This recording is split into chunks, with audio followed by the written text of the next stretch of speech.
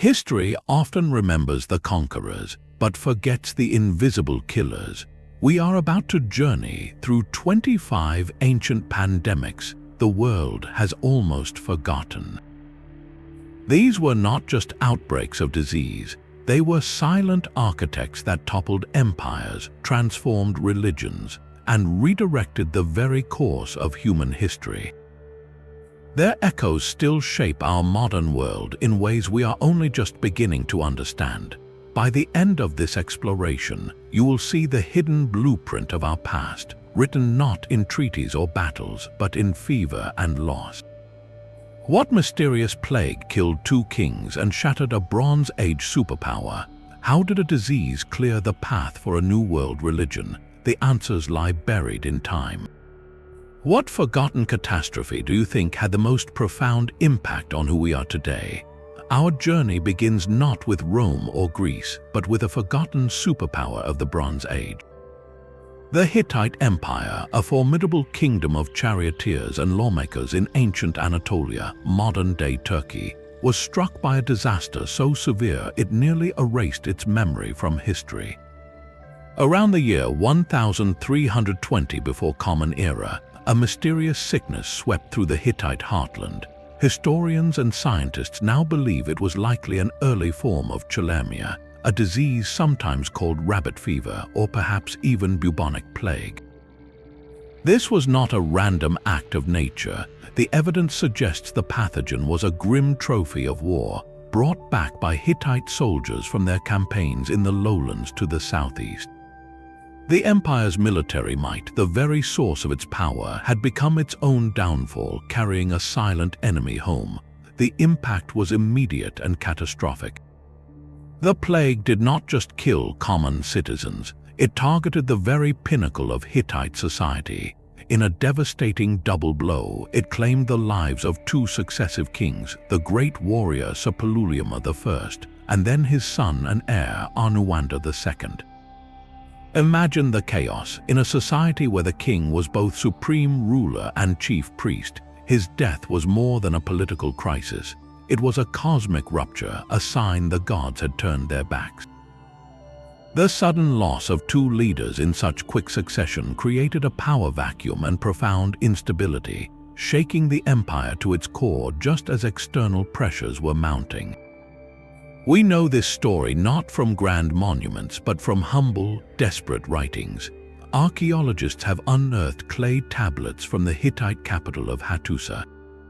These are not military reports or tax records. They are prayers known as the Plague Prayers of Marseille II, the younger son who eventually took the throne. In them, King Marseille pleads with the gods, asking what sin his father committed to bring such wrath. He describes the land lying in waste, the priests dying before their altars. He conducts rituals trying to send the plague back to the enemy lands from which it came. These tablets are a raw, human document of terror and confusion, a ruler trying to logic with the divine in the face of an invisible slaughter. This event is the perfect opener for our list because it embodies a forgotten historical turning point. The Hittite plague did not just cause a temporary setback. It crippled the royal lineage and military leadership at a critical juncture, weakening the empire from within. While the Hittite Empire would linger for another century or so, this pandemic was a major fracture, one of the first dominoes to fall in the complex chain of events that led to the broader Bronze Age collapse around 1200 before Common Era. A superpower was brought low not solely by invading armies, but by a microscopic enemy it never saw coming. Its story survives only in fragmented prayers baked into clay, a whisper from the ruins asking us to remember. The Hittite prayers were a desperate attempt to understand a divine punishment. Centuries later, another civilization faced a similar horror, but its response was recorded not on clay, but in the cold, clinical prose of history's first eyewitness to a pandemic. The Plague of Athens struck in the year 430 before Common Era, in the second year of the Great War between Athens and Sparta. The historian Thucydides was there and he survived. He wrote his account not for the gods but for future generations, believing that such a calamity might one day return. He gave us a symptom list that still chills the blood. It began with a sudden, fierce fever. Victims felt a burning inflammation in their eyes, their throats and tongues turned bloody, and they were seized by an unquenchable, violent thirst. Then came the gruesome trademark, described with stark clarity, the skin breaking out in small pustules and ulcers, but the most terrifying detail was the gangrene. Thucydides wrote that the sickness would often descend to the extremities, attacking the genitals, fingers, and toes. Many who survived the initial fever were left mutilated, having lost these parts to the disease. For centuries, scholars have debated what exactly it was. The descriptions point in several horrifying directions. Was it epidemic typhus, spread by the lice that would have been rampant in a besieged, overcrowded city? Could it have been an ancient form of smallpox with its characteristic sores? Some modern analyzers have even suggested the hemorrhagic symptoms resembled diseases like Ebola. The true culprit remains one of history's great medical mysteries, locked within Thucydides' words. This was far more than a medical event, it was a societal earthquake. The plague killed perhaps 1/4 of Athens' population, including its visionary leader, Pericles. His death was a catastrophic blow. He was the architect of Athenian strategy, the voice of reason and democratic principle. With him gone, the city's political landscape fractured, giving way to more reckless and aggressive factions. The manpower loss was a military disaster, crippling the Athenian navy and army at a crucial moment in the war. But the deepest damage was to the city's soul. Thucydides describes a profound moral collapse. As death became commonplace, people saw that the pious and the wicked died alike. Why pray to the gods who seem to show no mercy? Why follow laws that would not save you? A terrifying nihilism took hold. Citizens began spending their money on immediate pleasures, believing they might be dead tomorrow. Sacred burial rites were abandoned, bodies were dumped in mass graves. The social contract, the very glue of Athenian civilization, dissolved in the face of rampant, indiscriminate death. We often remember the Plague of Athens as a tragic footnote in the Peloponnesian War, but its consequences reshaped the Western world. Athens, weakened and demoralized, ultimately lost its long conflict with Sparta. The Athenian golden age of democracy, philosophy, and art was cut short. The authoritarian, militaristic model of Sparta prevailed, altering the political trajectory of ancient Greece. One can only wonder how different our world might be if a fever had not taken Pericles, if Athenian democracy had remained strong. This pandemic is a stark lesson in historical contingency. It shows us that the fate of empires, the flow of ideas, and the very foundations of our civilization can hinge on the unseen movement of a pathogen. A war fought with spears and triremes was decided, in no small part, by an invisible enemy. Thucydides witnessed the unraveling of a city-state, but a few centuries later, a plague would test the very fabric of a continent-spanning empire. The Antonine Plague, named for the ruling dynasty of Emperor Marcus Aurelius, struck the Roman Empire at the absolute peak of its power and prosperity. This was the Pax Romana, the Roman peace, a golden age of stability, trade, and monumental architecture. Then, in the year 165 of the Common Era, the legions returned from a victorious campaign in the Near East, and they brought back a terrible prize. Historians believe it was likely smallpox, a disease entirely new to the Mediterranean population, which meant it found a population with zero immunity. It was the perfect storm. The Roman Empire's greatest strength became its greatest vulnerabilities. The very roads and sea lanes built to move troops and grain now served as superhighways for the virus. It traveled with merchants from bustling ports like Ostia and marched with soldiers along the stone-paved highways from Syria to Gaul, from Egypt to Britain. Within a year, it had penetrated every province, reaching into the most remote villages. No corner of the empire was safe. the scale of the devastation is almost incomprehensible. Modern estimates suggest between 5 and 10 million people perished, which could have been up to 10% of the entire empire's population. This wasn't just a statistic. It was a catastrophic emptying of cities and farms. The great physician Galen, who witnessed the plague firsthand, left chilling descriptions of the victims, noting the black, pustular rash that covered their bodies. The plague showed no respect for rank or station. It claimed the life of Emperor Marcus Aurelius himself in the year 180, the philosopher king dying not in battle but in his bed from the pestilence. His death was a symbolic end to the Golden Age, a stark signal that even the most powerful man in the world was not immune to this invisible foe. The consequences rippled out for generations, fundamentally weakening the structures that held Rome together. First, the economic foundation crumbled. With so many farmers and artisans dead, agricultural production plummeted. Trade networks seized up as ports and markets became centers of death instead of commerce.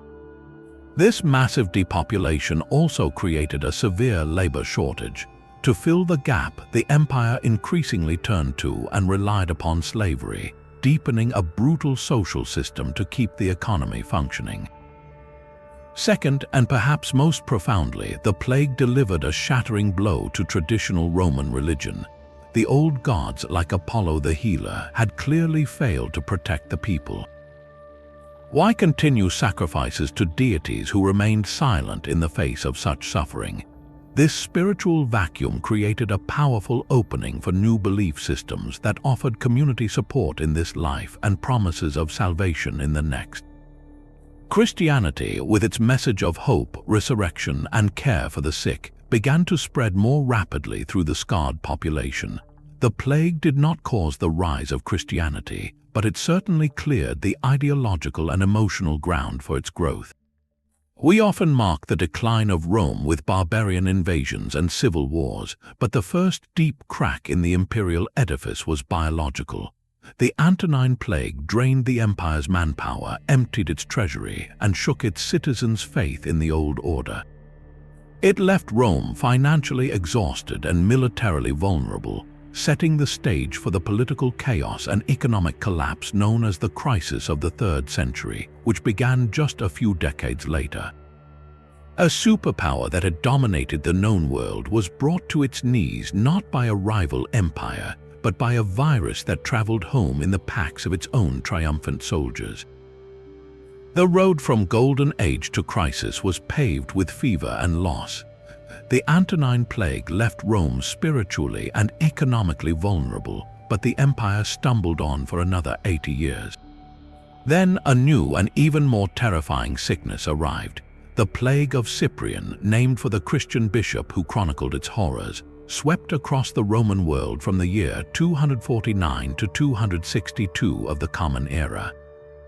Saint Cyprian's writings are our primary window into this nightmare. He describes symptoms so gruesome they seem ripped from a modern horror film. Victims were racked with constant vomiting and violent diarrhea, their bodies purged from within. Then came the external horrors. The disease attacked the extremities, causing gangrene in the hands and feet. Most chilling of all, Cyprian notes that many were struck blind. The streets were filled with the stumbling and the maimed, a vision of utter desolation. For decades, historians and epidemiologists have puzzled over what pathogen could cause such a specific and brutal combination of effects. The leading theories are profoundly unsettling. Many scholars now believe it was a viral hemorrhagic fever, a category that includes diseases like Ebola and Marburg. The symptoms align eerily well: internal bleeding, organ failure, and the necrosis of limbs. Another possibility is a particularly virulent and now extinct strain of smallpox. What is clear is that this was a disease of exceptional lethality, a perfect storm of contagion and mortality that burned through populations with terrifying speed. This pandemic did not occur in a vacuum. It exploded during a period of intense crisis for the Roman Empire, a time of rampant inflation, barbarian invasions, and political chaos known as the crisis of the 3rd century. It also coincided with one of the most severe persecutions of Christians under Emperor Decius. To the Roman authorities, the plague was a disaster to be managed. But to Bishop Cyprian, it was a loaded symbol, a divine judgment upon a pagan world that was persecuting the faithful. He famously wrote that the plague distinguished between the righteous and the unrighteous, a terrifying idea that nonetheless offered his community a framework for understanding the suffering. This theological interpretation had a profound and unexpected consequence. While many Romans fled the cities or abandoned their sick, Christian communities, guided by their doctrine of charity, organized to care for all sufferers, Christian and pagan alike. They provided basic nursing, food, and dignified burial. This visible, practical compassion in the face of a terrifying and inexplicable event was incredibly powerful. It demonstrated the strength and cohesion of the Christian community, attracting countless converts who saw in this care a tangible hope that the old gods could not provide. The plague, framed as punishment, ironically became one of the greatest catalysts for the religion's growth. Beyond the spiritual upheaval, the Plague of Cyprian delivered a knockout blow to the Roman economy in a very tangible way. The empire's currency, the silver denarius, was already being devalued by emperors minting more coins to pay for endless wars. But the plague created a catastrophic shortage of the most crucial ingredient, labor. The mines in places like Spain and the Balkans, where the silver was dug from the earth, were death traps, crowded, unsanitary, and filled with malnourished slaves and laborers. They became absolute incubators for the disease. The workforce was decimated. With no one to extract the silver, the already feeble production of precious metal ground to a virtual halt. Emperor after emperor was forced to mint coins with less and less silver content, until the denarius became a worthless piece of bronze washed in a thin silver coating. This was not just inflation, it was the total collapse of a monetary system that had facilitated trade across 3 continents for centuries. Barter returned, the complex economy simplified, and the centralized power of Rome eroded further as regions struggled to sustain themselves. That is why the Plague of Cyprian is such a crucial, yet often overlooked pivot point in history. It is the obscure link between the classical world and the medieval. It accelerated the spread of Christianity, which would soon become the state religion. It destroyed the economic engine of the ancient world, pushing society toward a more localized, agrarian future.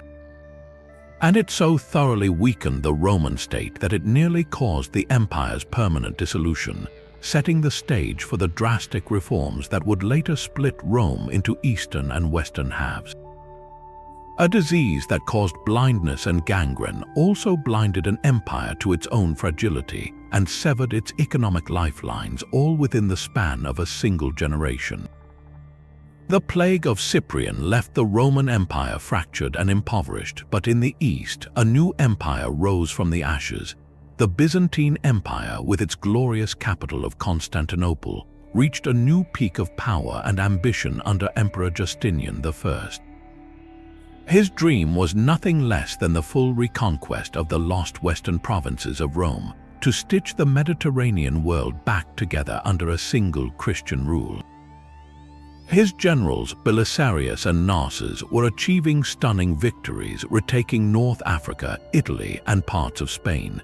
Then, in the year 541, as his armies stood triumphant, a biological cataclysm arrived that would make his dream impossible. This was the Justinianic plague, the first historically recorded pandemic of bubonic plague, and its arrival marked the end of one world and the painful birth of another. It began, as so many pandemics do, along the busy threads of global trade. The bacterium Yersinia pestis, which had long lurked in rodent populations in Central Asia, found its way onto the grain ships and caravan routes of the 6th century. It traveled down the Nile from ports in Egypt and across the Black Sea from Crimea, carried by rats whose fleas were the disease's true vectors. By the spring of 542, it had reached the heart of the Byzantine world, Constantinople itself. The city, a crowded metropolis of perhaps 500,000 people, was the perfect incubator. The historian Procopius, an eyewitness, left us a harrowing clinical record. He described victims being seized by a sudden, scorching fever. Then came the defining horror, the buboes. These were swollen, blackened lymph nodes, often in the groin, armpit, or neck, that erupted with agonizing pain. Delirium followed quickly, with many sufferers falling into a deep, fatal coma.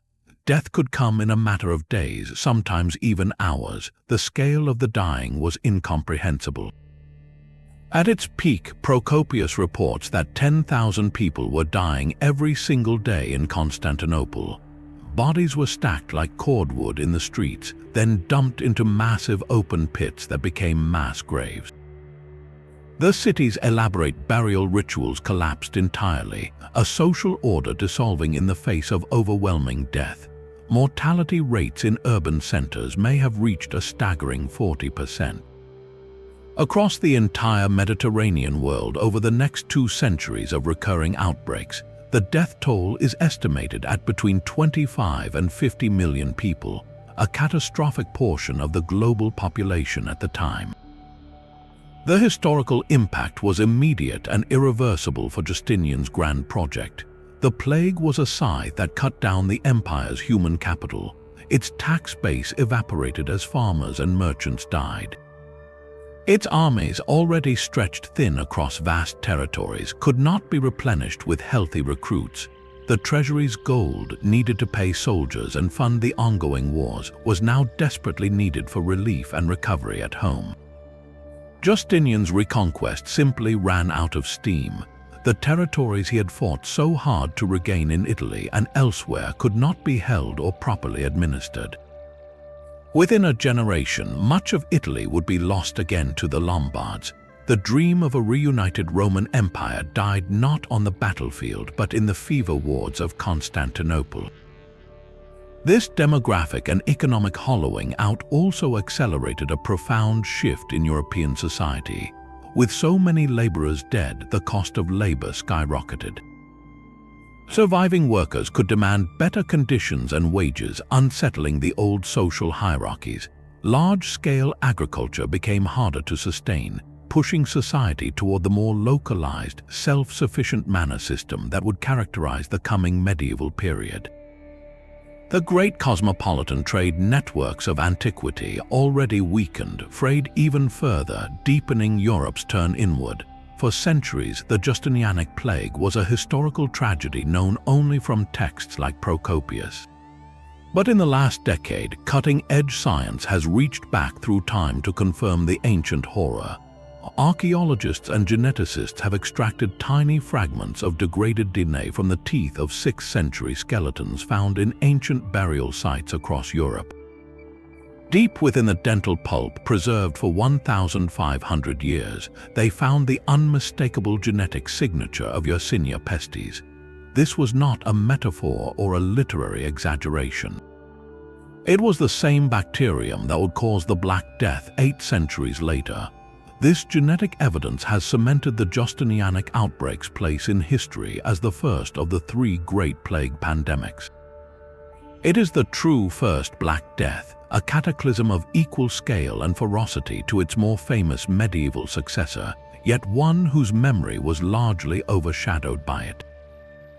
The world of late antiquity did not fade away gently. It was brought to a sudden, shuddering halt by a microbe that traveled on a grain sack from a distant steppe, rewriting the future of a continent in the process. The genetic proof from the Justinianic plague confirms a terrifying reality that the same bacterium could return, and return it did, not to the Mediterranean but to its ancient rival. While the Byzantine Empire was still reeling, the great Sasanian Persian Empire, Rome's equal and adversary for centuries, faced its own final, fatal encounter with the plague. This outbreak, known as the Plague of Rewrote, is a ghost in the historical record, a catastrophe overshadowed by the wars and conquests that followed, yet it played a decisive role in ending the ancient order of the Middle East. It struck in the years 627 and 628, a period of unimaginable exhaustion. Persia and Byzantium had been locked in a total war for nearly 3 decades, a conflict so brutal it had seen Persian armies reach the very walls of Constantinople and Byzantine forces penetrate deep into the Persian heartland. Both empires were bled dry, their treasuries empty, their fields scorched, their populations traumatized by endless campaigning. Into this landscape of utter weariness, the plague arrived. Historians believe it was another wave of bubonic plague, moving along the trade routes through Mesopotamia, the fertile land between the Tigris and Euphrates rivers. The symptoms recorded by chroniclers, the sudden fevers and the telltale buboes, point directly to Yersinia pestis, finding yet another weary population to exploit. The pandemic takes its name from a king, Shero, also known as Kavad II, who came to the Persian throne in the midst of the disaster. His father, the mighty King Khosrow II, had been defeated in war and was now overthrown in a palace coup. The young Shero inherited not a glorious empire but a collapsing one, and the plague proceeded to dismantle the very structure of his power. It did not just ravage the common people in the cities and countryside. In a ruthless, targeted strike, it swept through the royal court at Ctesiphon. Key members of the Sasanian royal family, including Shero's own brothers and many of the most experienced nobles and military commanders, succumbed to the disease. Imagine the scene: a new king trying to stabilize a realm shattered by war, and his most vital advisors, his potential rivals, and his family lineage are being systematically erased by an invisible force. The political decapitation was complete. Shero himself, perhaps in a desperate bid for peace or out of sheer hopelessness, signed a humiliating treaty with the Byzantine Emperor Heraclius, returning all conquered territories. Then, after a reign of mere months, King Shero too died. The sources are murky on whether it was the plague or assassination, but his death threw the empire into absolute chaos. In the next 4 years, a dizzying series of over 10 kings and queens claimed the Persian throne, a period of dizzying instability and civil war. The mighty Sasanian state, which had stood for 4 centuries, was now a hollow shell, its leadership gone, its military broken, and its people decimated by both war and disease. This moment of profound, unprecedented weakness in both of the region's superpowers is the critical backdrop for one of the most rapid and profound transformations in world history. From the Arabian Peninsula, a new power was emerging, united under the banner of a new faith, Islam. The armies of the Rashidun Caliphate, energized and disciplined, moved north. They found not the legendary walls of Persia nor the battle-hardened legions of Byzantium, but fractured, depleted, and demoralized remnants. The Byzantine provinces of Syria and Egypt, exhausted by the long war and likely still suffering from plague-induced population loss, fell with surprising speed. The Persian Empire, its heartland gutted by the plague of Shero and its leadership in tatters, collapsed entirely after the decisive Battle of Al-Qadisiyah in 636. This was not merely a military conquest, it was a historical changing of the guard made possible by biological catastrophe. The plague had acted as a silent ally to the Caliphate, softening the defenses and shattering the cohesion of the 2 ancient empires that had dominated the region for a millennium. The old world of Zoroastrian Persia and Christian Byzantium, already locked in a mutually destructive embrace, was finished off by a microbe. In its place rose a new civilization, an Islamic world that would preserve knowledge, foster trade, and create empires of its own. The Plague of Shero, a forgotten tragedy in Persian chronicles, was the pivot upon which the ancient Middle East turned, proving once again that the fate of continents can hinge on who survives a fever. The collapse of Persia cleared a path for new empires, and in the east, another rising power faced its own invisible reckoning. In the year 735, a ship from the Korean peninsula likely carried more than trade goods to the shores of Japan. It carried a death sentence. The virus was variola major, smallpox, and it found a population in the Japanese archipelago with no natural immunity. What began as isolated cases in the port regions erupted into a firestorm of disease that raged for 2 terrible years, sweeping across the islands with a ferocity that is almost unimaginable to us today. By the time the outbreak subsided in 737, modern scholars estimate it had killed roughly 1/3 of Japan's entire population. This was not a minor setback, it was a demographic catastrophe that emptied villages and paralyzed the heart of the nation. At the time, Japan was a young state, consciously modeling itself on the sophisticated Tang dynasty of China. Its capital was the beautiful, planned city of Nara, a center of art, government, and burgeoning Buddhist scholarship. The epidemic struck at the very core of this fledgling civilization.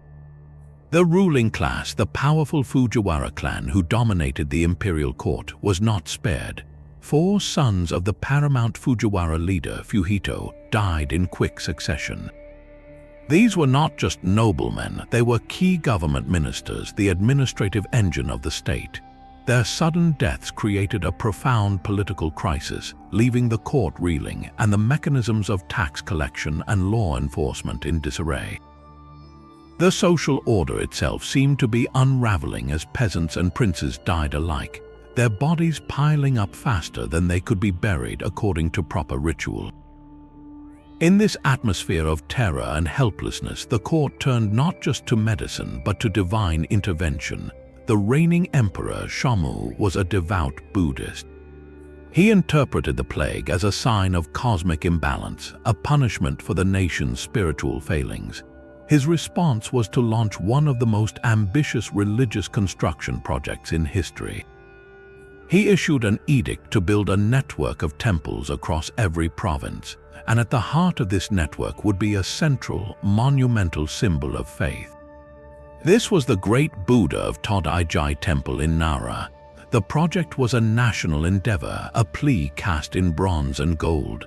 The statue, over 50 feet tall, was meant to be a permanent anchor for the Buddha's protection, a spiritual bulwark against future calamities.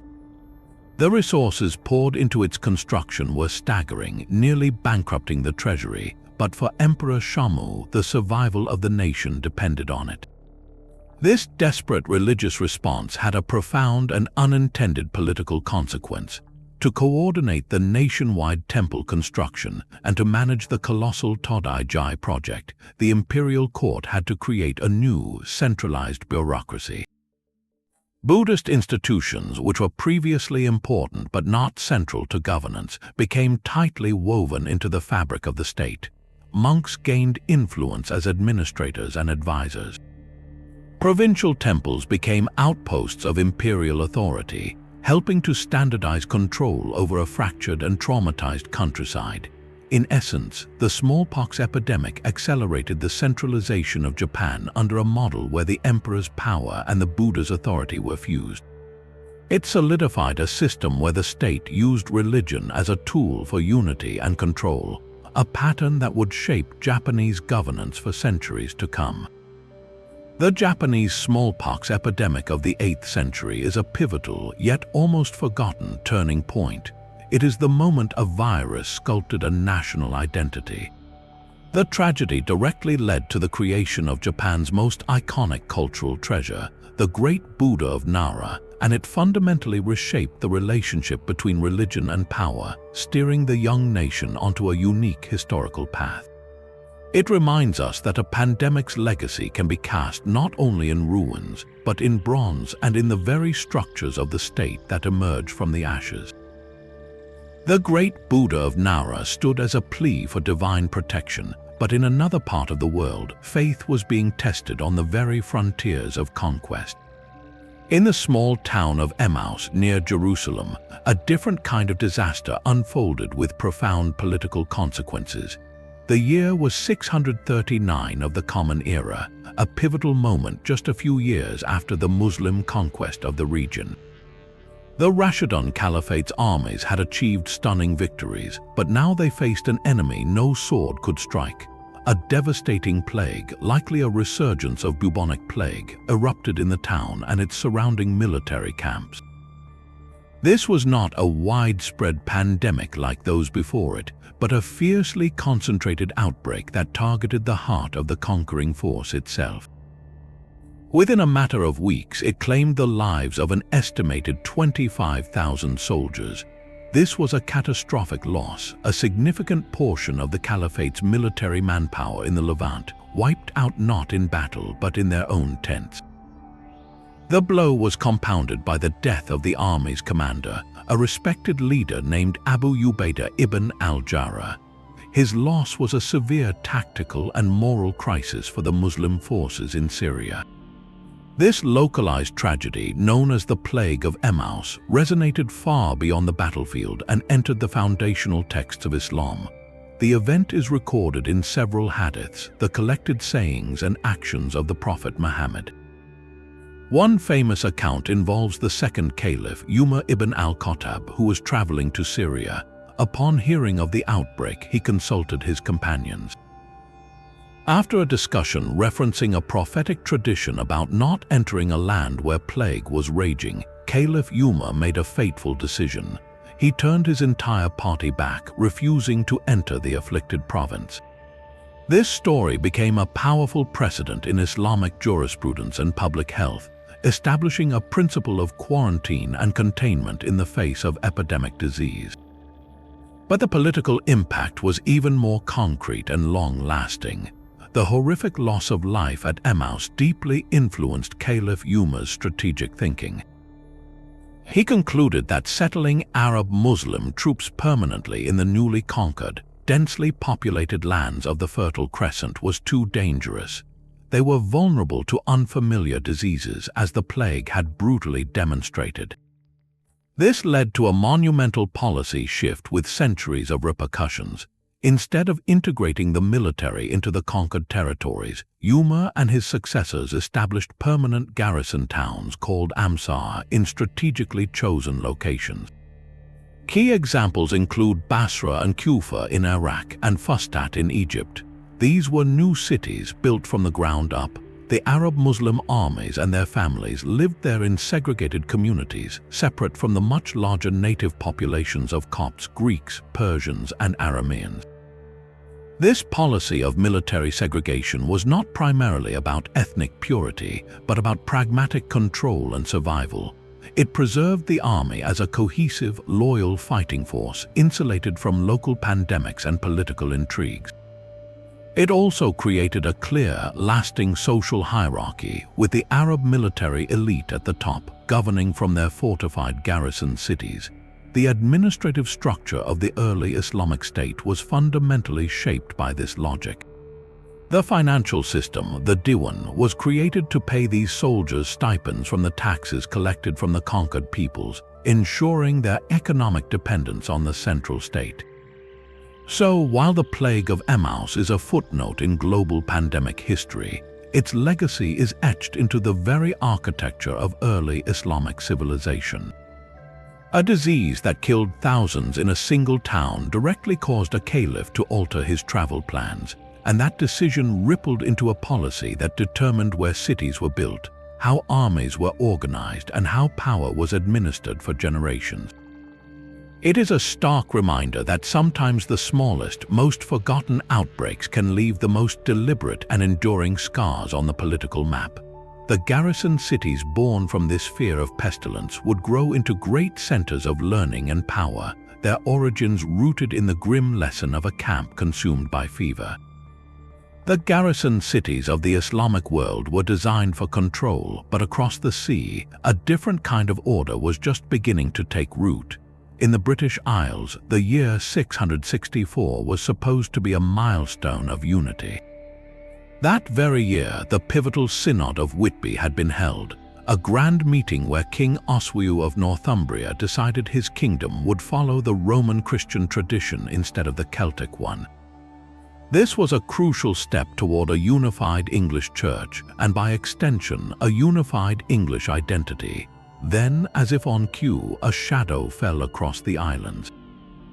The plague of 664 arrived, a westward surge of the same bubonic plague that had ravaged Constantinople and Persia. It swept through the fledgling Anglo-Saxon kingdoms just as they were trying to build something coherent from the ruins of Roman Britain. The impact was devastatingly personal. This plague had a terrifying preference for targeting leadership. It killed multiple kings, including Sigebert of Essex and Ersenbert of Kent. Perhaps most symbolically significant, it claimed the life of Justinianic, the Archbishop of Canterbury. He was the first native-born Anglo-Saxon to hold that highest ecclesiastical office, a symbol of the new homegrown church. His death, alongside so many other bishops and abbots, was a catastrophic blow to the young religious infrastructure. The monasteries, those vital hubs of literacy, law, and learning that were supposed to be the engines of civilization in post-Roman Britain, were hollowed out. Monks died in such numbers that entire communities vanished, their scriptoriums falling silent, their carefully copied books left to rot. This created what historians call a dark age within the Dark Ages, a sudden and severe interruption in the written record just as one was beginning. For decades after 664, our historical sources for England become frustratingly thin, fragmented, and silent. The plague had effectively erased the first generation of native scholars and administrators. The political consequences were equally profound. King Sigebert of Essex was not just any ruler. He was a pious king known for founding monasteries and working closely with the church. His death created a power vacuum in a strategically important kingdom bordering London. Without his stabilizing influence, Essex fell into a period of weakness and obscurity, altering the balance of power in southern Britain and making room for other kingdoms like Wessex to eventually rise. The dream of a quick, church-led cultural unification for the Anglo-Saxon realms was utterly shattered. The plague forced a survivalist retreat. Recovery was slow, piecemeal, and local. It would take another generation until the arrival of figures like the scholar Archbishop Theodore of Tarsus in 669 to restart the project of building a common English church and culture. So this forgotten pandemic is a quiet hinge in British history. It did not destroy a great empire, but it strangled a nascent one in its cradle. It delayed the political and cultural unification of England by perhaps half a century, ensuring that when a unified England did finally emerge, it would be built on different, more resilient foundations. The silence in the chronicles after 664 is not just an absence of information. It is the echo of a catastrophe that reset the clock on a nation's birth. The silence that fell over Britain was mirrored by a different kind of quiet in the East, a slow, desperate hollowing out. A century after the Plague of Emmaus, the great city of Constantinople faced another biological siege. The Plague of 746 to 747 was a vicious resurgence of bubonic plague, a second great wave that crashed over the Byzantine Empire when it was already reeling from decades of territorial loss and military pressure. This was not the first encounter with the disease, but its ferocity was shocking even to a world familiar with death. Contemporary chroniclers recorded a nightmare unfolding within the fabled walls of the capital. At its peak, they claimed thousands of people were dying every single day. The streets, once bustling with merchants from across the known world, were choked with corpses. The grand ceremonial processions along the Mies, the city's main avenue, were replaced by grim carts collecting the dead. The social order broke down completely, as even the wealthy and powerful found no refuge from the fleas that carried the pestilence. The empire's heart was beating slower with each passing week, its population draining away into mass graves outside the city gates. This staggering depopulation had immediate and dire military consequences. The Byzantine Empire, already stretched thin defending its Anatolian frontier against the expanding Umayyad Caliphate, relied on a system of farmer soldiers known as stratiotai. These were men who worked land grants in exchange for military service, but the plague wiped out entire villages, leaving fields fallow and rosters empty. There were simply not enough healthy men left to till the soil or hold the line against Arab raids. the empire's defensive depth evaporated. This demographic collapse made the loss of territory not just a political setback but an irreversible trend. Without people, you cannot garrison forts, collect taxes, or raise armies. The Plague of 746 effectively locked Byzantium into a defensive crouch, ensuring it would be a diminished regional power struggling to survive, rather than the Mediterranean superpower it once dreamed of restoring. In the face of such inexplicable suffering, society searched for a reason, and in the deeply religious atmosphere of Byzantium, many looked toward the heavens for an answer. A powerful faction within the church and the military aristocracy began to argue a terrifying thesis. They claimed the plague was divine punishment for a specific sin, the veneration of religious icons. The practice of creating and praying before images of Christ, Mary, and the saints had become central to Byzantine piety. But to the iconoclasts or icon breakers, this was idolatry, a violation of the biblical commandment against graven images. They pointed to the raging plague as proof God was angry. This argument found a receptive audience in the emperors of the time, particularly Leo III and his son Constantine V, who saw in iconoclasm a tool to centralize power, weaken the wealthy monasteries that produced icons, and unite the empire under a purified militaristic faith. The plague did not cause the iconoclast controversy, but it provided the emotional fuel and the apparent divine justification for a brutal, century-long culture war. Churches were whitewashed, magnificent mosaics were smashed, and monks who defended icons were persecuted. The very soul of Byzantine art and spirituality was nearly erased, all set into motion by a desperate need to explain why so many were dying. Ultimately, this pandemic is a critical, yet often overlooked, pivot in the story of an empire. The Plague of 746 to 747 accelerated Byzantium's transformation from the heir of Rome into something distinctly medieval and Greek. The catastrophic loss of life in its cosmopolitan capital weakened its Latin-speaking ties to the West and deepened its orientation toward the Greek-speaking East. The iconoclast movement, ignited by the crisis, reshaped its religious identity for generations. This was the moment the Eastern Roman Empire fully became the Byzantine Empire, a smaller, more theocratic, and intensely inward-looking state, forged in the fires of repeated pestilence. Its grandeur remained, but its scope was forever narrowed by an enemy no wall could ever stop. The iconoclasts believed they were purifying their empire, but a different kind of holy fire would soon burn in the West. 2 centuries after Byzantium's crisis, a strange and terrifying sickness swept through the newly conquered lands of England. The year was 1087, and the Norman conquest was just 20 years old.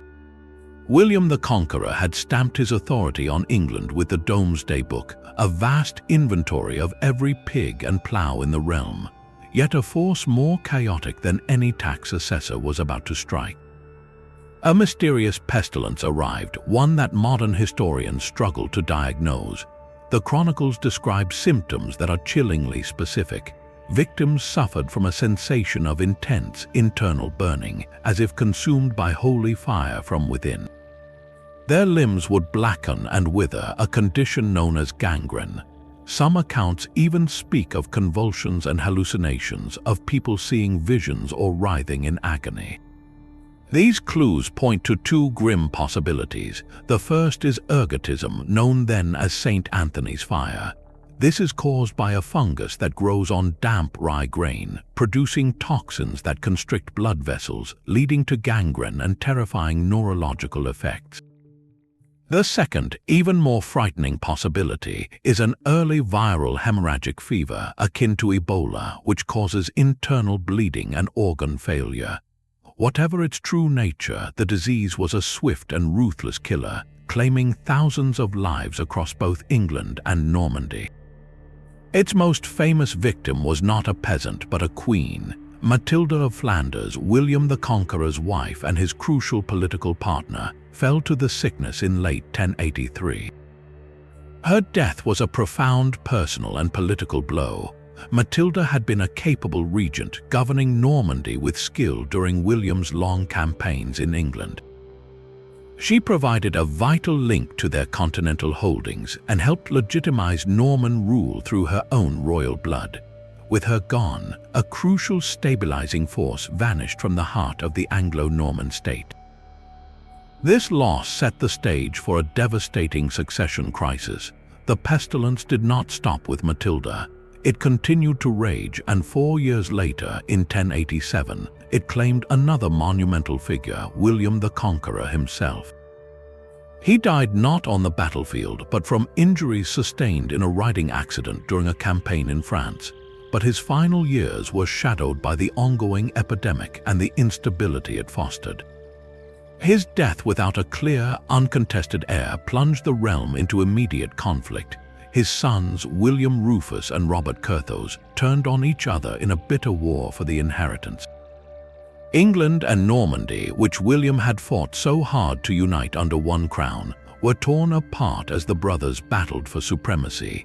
The pestilence of 1087 had critically weakened the family structure and administrative continuity that might have prevented such a fracture.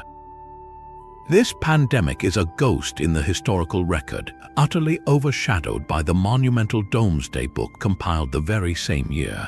We remember William as the great surveyor and conqueror, but we forget that his final years were spent ruling a realm gripped by a silent, burning horror.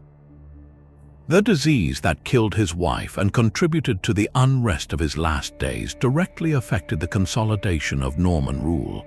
It created a vulnerability at the very top, a crack in the foundation of the new Anglo-Norman state that his sons would violently widen. So while the Domesday Book gives us a snapshot of a conquered England, the forgotten pestilence explains the turmoil that almost immediately followed. It is the hidden stressor, the biological factor that made a smooth transition of power impossible, ensuring that the aftermath of conquest would be as bloody and uncertain as the Battle of Hastings itself. The Norman pestilence left its mark on a fractured kingdom, but England would face an even more peculiar and terrifying visitor. In the late summer of 1485, as the new Tudor dynasty was securing its throne after the Battle of Bosworth, a strange and violent sickness swept through London. They called it the sweating sickness or simply the English sweat, and its behavior was unlike any plague they had known. It did not produce buboes or a rash. Its hallmark was a sudden, drenching, and terrifying sweat. A person could be perfectly healthy at noon and by nightfall be in their grave. The onset was brutally swift. Victims were first seized by a sense of dread and severe cold shivers. Then came an intense fever, headache, and agonizing muscle pains. This was followed by the profuse sweating that gave the disease its name, a soaking, relentless perspiration that soaked bedding and clothes. The final stage was often overwhelming exhaustion and cardiac collapse. From first symptom to death could be a mere 24 hours, a speed that left communities in a state of paralyzing shock. The disease seemed to favor the young and healthy, particularly wealthy men, which only added to its terrifying and mysterious reputation. This was not a one-time event. The sweat returned in vicious waves over the next 7 decades, in 1507, 1518, 1528, and finally 1551.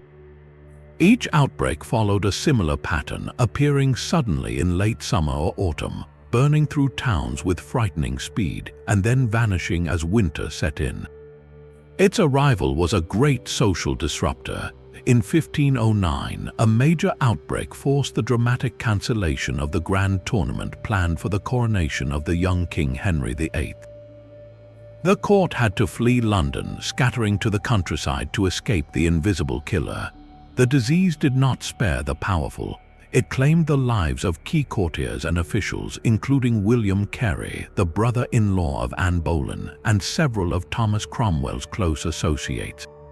Its presence was a constant, lurking threat that could derail politics, empty cities, and kill without warning or reason. What was this thing? For centuries, it has been one of history's greatest medical mysteries. Modern scientists have scrutinized the contemporary descriptions, looking for clues. The rapid onset and cardiorespiratory collapse have led some to suggest it was a viral hemorrhagic fever, similar to those caused by hantaviruses, which are often carried by rodents. The pattern of outbreaks, often preceded by wet summers that might have boosted rodent populations, supports this theory. Other researchers have proposed it was an early and particularly virulent strain of coronavirus that simply burned itself out, having infected a population with no immunity and then disappearing before it could become endemic.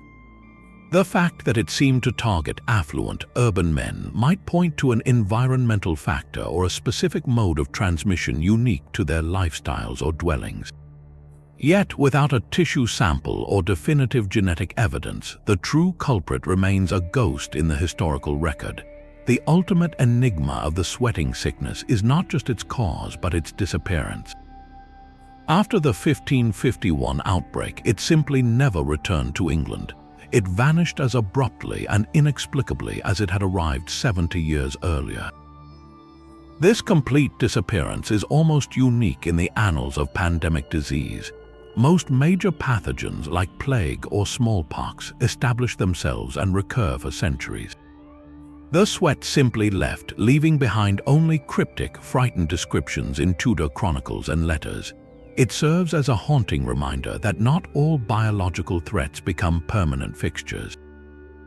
Some emerge from the ecological shadows, wreak havoc on human history with terrifying brevity, and then retreat back into the unknown, leaving us with nothing but questions and a profound sense of how fragile our grasp on the world truly is. The sweating sickness vanished from England, leaving only questions, but across the Atlantic, a far more lethal horror was just beginning to unfold. In the highlands of central Mexico, in the year 1545, a sickness descended upon the indigenous population that would become one of the most devastating demographic catastrophes in all of human history. The Nahuatl people called it cocoliztli, simply meaning pestilence, a name that fails to capture the scale of its absolute ruin. Over the next 3 years, this mysterious disease would kill an estimated 5 to 15 million people, perhaps up to 80% of the native population in some regions.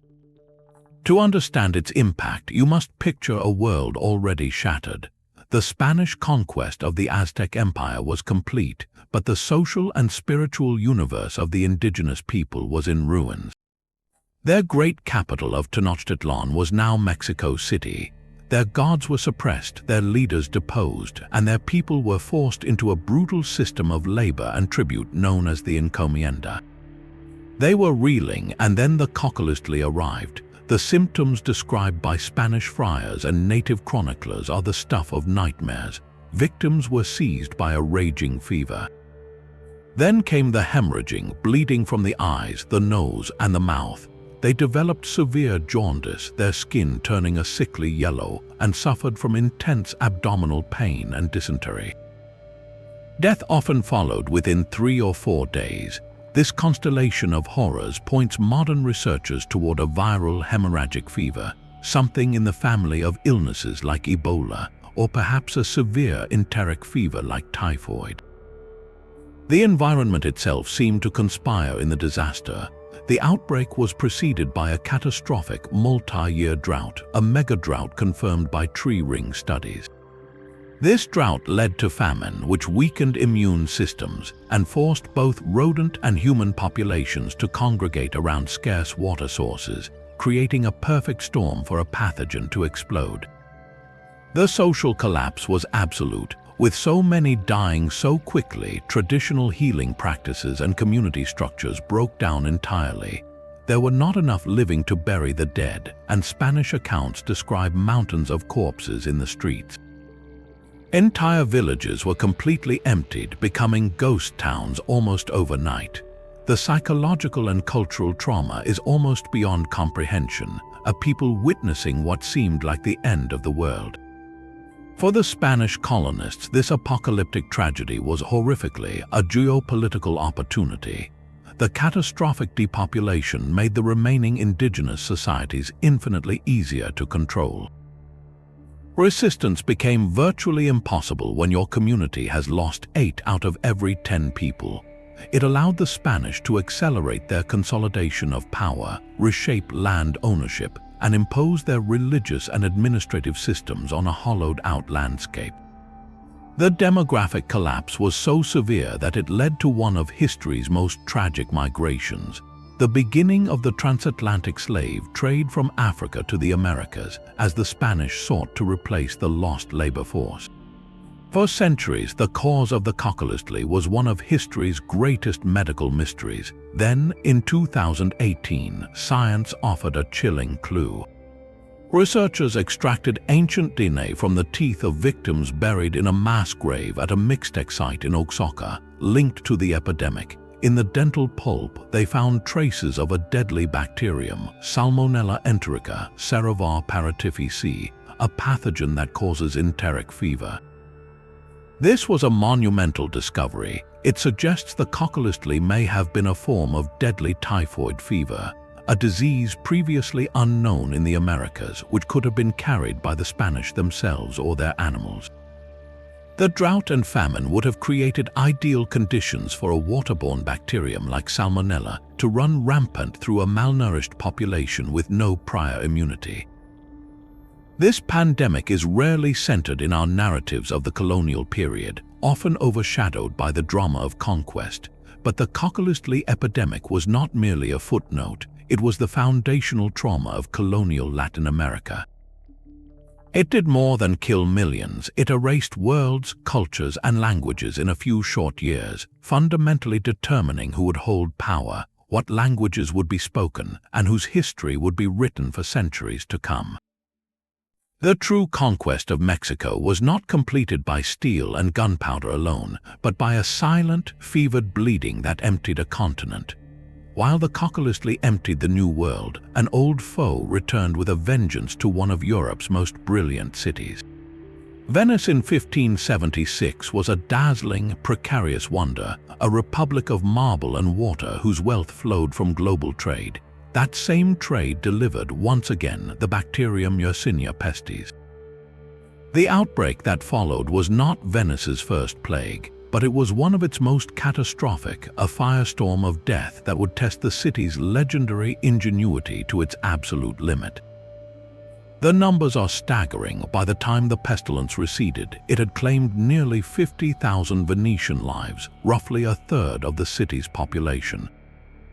Among the dead was the towering artistic genius of the age, Tiziano Vecellai, known to us as Titian.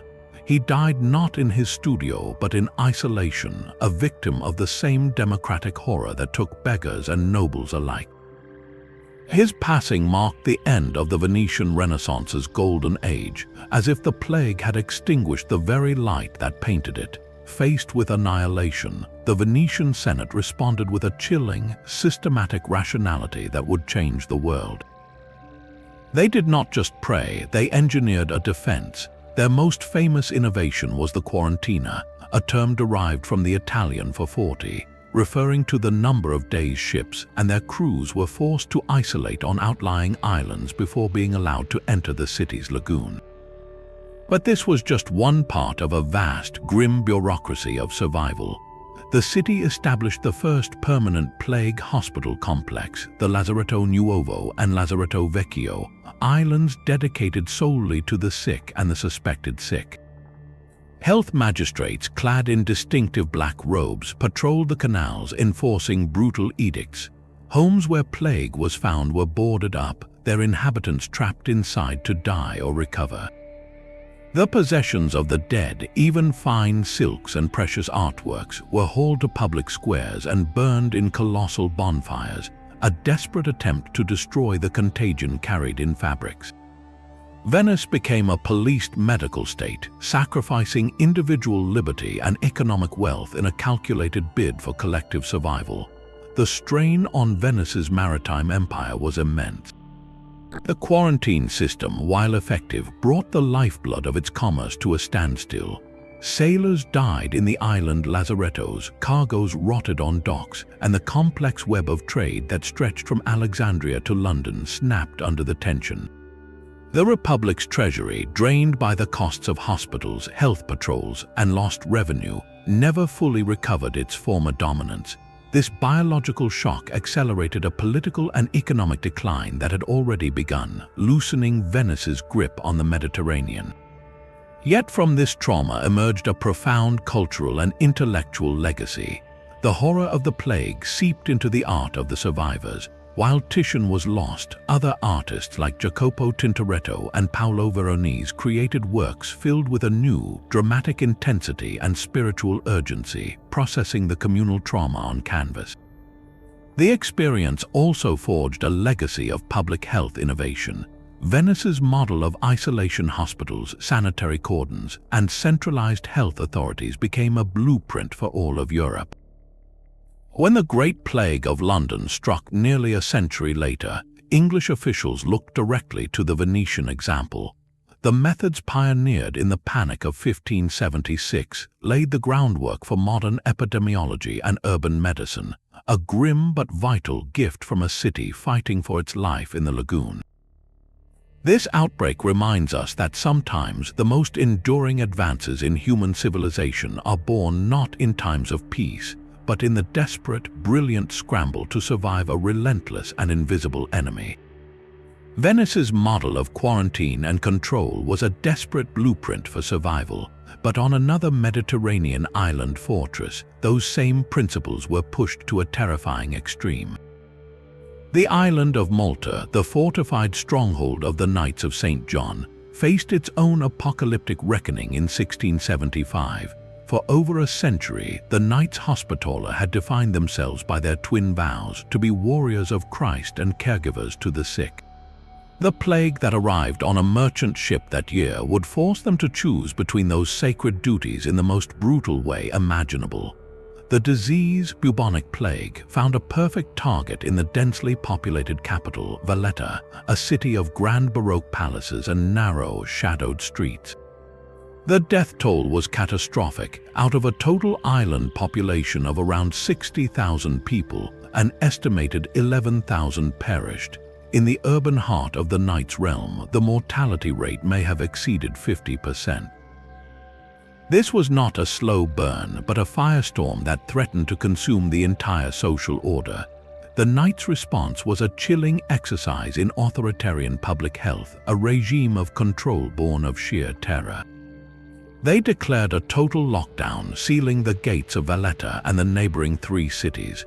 No one could enter or leave, commerce ceased, food was distributed under armed guard.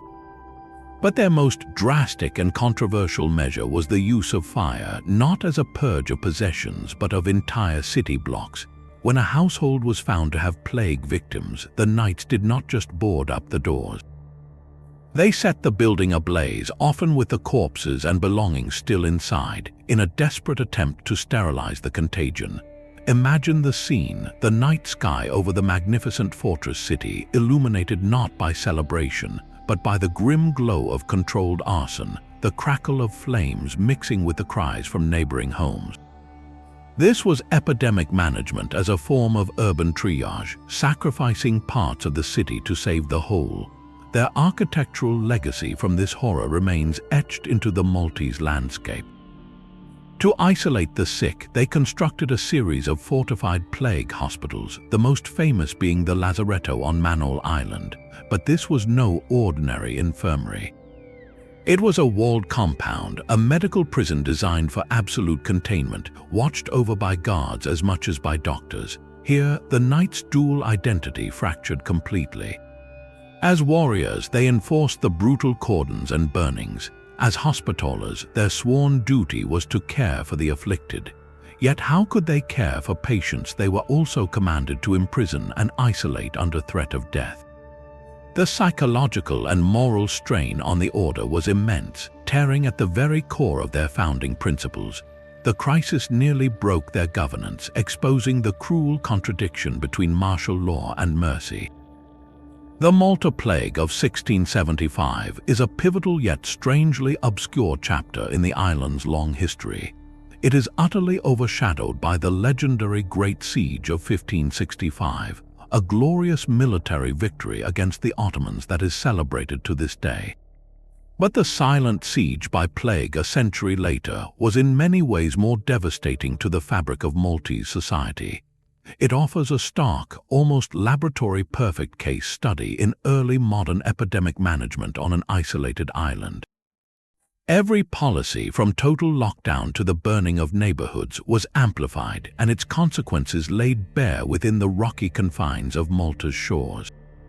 It tested the limits of human compassion against the logic of survival, a brutal rehearsal for the public health dilemmas that would confront every society in the centuries to come, proving that sometimes the greatest threats to a fortress come not from armadas on the horizon, but from a silent passenger in the hold of a single trading vessel. The burning of neighborhoods in Malta was a desperate act of local survival, but just 45 years later, a single ship would ignite a continental catastrophe. The Grand Saint Antoine, a magnificent merchant vessel, sailed into the port of Marseille in May 1720 with a deadly secret in its hold. It carried precious cargo of silk and cotton from the Levant, but also rats infested with Yersinia pestis. Despite quarantine measures, the plague slipped past the defenses of a city grown complacent. What followed was the last great explosion of bubonic plague in Western Europe, a final, horrific curtain call for a medieval killer in the so-called Age of Reason. The scenes in Marseille quickly descended into a hellscape. As the disease took hold that summer, the city's death machinery broke down entirely. At the peak of the outbreak, over 1,000 people were dying each day. The streets, once vibrant with the commerce of France's busiest port, became choked with corpses. There were not enough grave diggers, not enough carts, not enough time. Authorities resorted to dumping bodies into mass pits, and when those overflowed, they left the dead to rot where they fell. The stench of decay hung over the city, a palpable fog of death. In a drastic attempt to contain the horror, the French crown took a brutal step. They ordered the construction of a literal wall of containment, a 25-kilometer line guarded by 12,000 troops. This mur de la peste, the plague wall, sealed off the entire region of Provence. No one was allowed to cross. Marseille and its hinterlands were left to suffer in isolated devastation, a sacrifice zone to protect the rest of France. The human cost was staggering. By the time the plague burned itself out in 1722, it had killed up to 100,000 people in Provence, with Marseille itself losing perhaps half of its population. But the shockwaves were more than demographic. Marseille was the economic engine of southern France, a critical hub for trade with the Ottoman Empire and the wider Mediterranean. For 2 years, that engine stopped dead. The silence in the port was absolute. The financial losses crippled merchants and reverberated through the national economy, a stark lesson in how a biological event could trigger an economic collapse. This pandemic struck at a fascinating intellectual crossroads. The dominant theory of disease was still miasma theory, the idea that poisonous, foul air itself caused illness. The horrific smells of the dying city seemed to confirm this, yet the very effectiveness of the brutal quarantine wall and the clear pattern of the disease spreading from the port also provided powerful, observable evidence for contagion theory, the then radical idea that sickness could be passed directly from person to person or via objects. The Great Plague of Marseille became a grim living experiment that spurred early, fierce debates among physicians and philosophers, pushing the boundaries of medical thought on the cusp of the Enlightenment.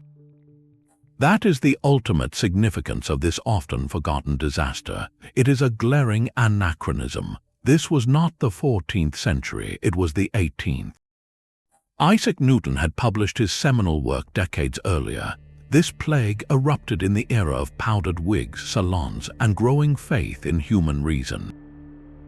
Yet, all the progress of the age was powerless against the same bacterium that had felled Constantinople and London. The plague wall was a medieval solution to a medieval problem, applied in an enlightened century. The pandemic is a haunting reminder that the march of human progress is not a straight line. and that ancient scourges can persist, lurking in the shadows of trade routes, waiting for a complacent moment to remind a modern world of its enduring vulnerability. The plague wall around Marseille was a desperate barrier against the past, but in the vast expanses of the Russian Empire, no such wall could hold. A different kind of contagion was spreading north from the battlefields of the Russo-Turkish War, carried by soldiers returning from the Ottoman front. By 1770, the bacterium Yersinia pestis had reached Moscow, finding a perfect home in the city's crowded, unsanitary neighborhoods. The authorities of Empress Catherine the Great, inspired by Enlightenment ideals of order, responded with a heavy hand. They imposed strict quarantines, isolating the sick in makeshift pest houses and burning the possessions of the infected. But these rational, Western-style measures collided violently with the deep-seated fears and superstitions of the Russian populace. Rumors spread like wildfire through the anxious city. People whispered that the doctors and officials were not trying to cure the plague but to spread it. They said the quarantine was a plot to depopulate Moscow, or that the wealthy were poisoning the common folk. In a society where the state was distant and often oppressive, public health felt like persecution. This volatile mix of disease, fear, and distrust finally exploded in September 1771. The trigger was a seemingly small act. Archbishop Ambrosius, in an attempt to control the panic-driven crowds that were gathering to venerate a supposedly miraculous icon, ordered it removed from the city gates. To the desperate and suspicious people, this was the final, blasphemous proof. If a holy man was removing a source of divine protection during a plague, he must be part of the conspiracy. A mob descended on the Kremlin's Tudor monastery. They dragged Archbishop Ambrosius from his refuge and beat him to death in a frenzy of rage and terror. The murder of a senior church official was an act of unimaginable sacrilege and political rebellion, a signal that all authority had broken down. For 3 days, Moscow was in the hands of the rioters. They looted the quarantine homes, freed the sick, and attacked the estates of the nobility, seeing the epidemic not as a natural disaster but as a weapon of the elite. Catherine the Great, the enlightened monarch who corresponded with philosophers, now faced a primal revolt. Her response was swift and brutal. She dispatched her favorite, General Grigory Orlov, with a full army corps and orders to restore control by any means necessary. Orlov surrounded the city, imposed martial law, and crushed the uprising with overwhelming force. The ringleaders were publicly executed, their bodies left on display as a grim warning. The plague itself, combined with the suppression, killed an estimated 100,000 people in Moscow, a staggering blow. But the true impact of the riot went far beyond the death toll. It exposed the terrifying fragility of the Russian state. It revealed a profound chasm between the westernizing government and its own people, a dangerous disconnect where life-saving measures were seen as murderous plots. The shock of the Moscow plague riot forced a moment of sober reflection and reform. Catherine realized that brute force alone could not govern a pandemic. In the aftermath, she instituted the first coherent public health reforms in Russian history. She established permanent medical boards, improved sanitation regulations for cities, and founded new hospitals. Perhaps more importantly, she reformed Moscow's chaotic urban administration, trying to create a civic structure that could manage crises without relying solely on soldiers and draconian decrees. This event is a critical and often overlooked precursor to the great social upheavals of the following centuries. The Moscow riot demonstrated, decades before the cholera riots that swept Europe in the 1800s, how a pandemic could act as the ultimate catalyst for social revolution. It showed that disease could tear away the thin veneer of order, exposing the raw nerves of class resentment and mistrust, and proving that sometimes the most dangerous symptom of a plague is not fever, but the human rage it unleashes. The rage in Moscow was a symptom of a state under siege, but in the same era, a different empire was quietly being hollowed out from within. As Catherine the Great consolidated her power in the 1770s, a silent catastrophe was unfolding far to the south in the fractured remnants of the Persian Empire. The Persian Plague of 1772 to 1773 was a final, brutal wave of bubonic plague that may have killed 2 million people, a staggering portion of the population. Its story remains shrouded, a forgotten tragedy in a region the West had largely turned away from, yet its consequences quietly shifted the destiny of a nation. This pandemic moved along the ancient arteries of commerce, the same routes that had carried silk and spices for millennia. It is believed to have originated in Baghdad, then part of the Ottoman Empire, and traveled eastward with the great trade caravans into Persia. These caravans, lifelines of the economy, became vectors of death. The bacterium found perfect hosts in the rats that infested the bales of cotton and wool, and the fleas on those rats found perfect feeding grounds in the crowded caravanserais where merchants and pilgrims slept. From these way stations, the plague seeped into the heartlands of Persia.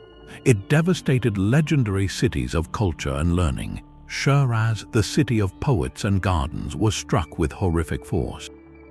Isfahan, the former magnificent capital with its grand central square and stunning mosques, saw its population decimated. The sickness burned through urban centers and rural villages alike, leaving behind a landscape of empty homes and silent markets. Political timing could not have been more catastrophic. Persia was in a fragile period of relative stability under Karam Khan Zand, the founder of the Zand dynasty. He ruled from Shur not as a Shah but as a regent, trying to hold the fractured realm together through diplomacy and patronage rather than sheer terror. His death in 1779, just a few years after the plague subsided, would plunge Persia back into civil war. But the plague itself delivered a crippling preemptive blow to his legacy. It shattered the economic and human foundations his rule depended upon. The tax base evaporated as farmers and artisans died. The labor force needed to maintain irrigation canals and public works disappeared. The dynasty was financially and demographically weakened just before its leadership faced a succession crisis, making it profoundly vulnerable to the next strong challenger.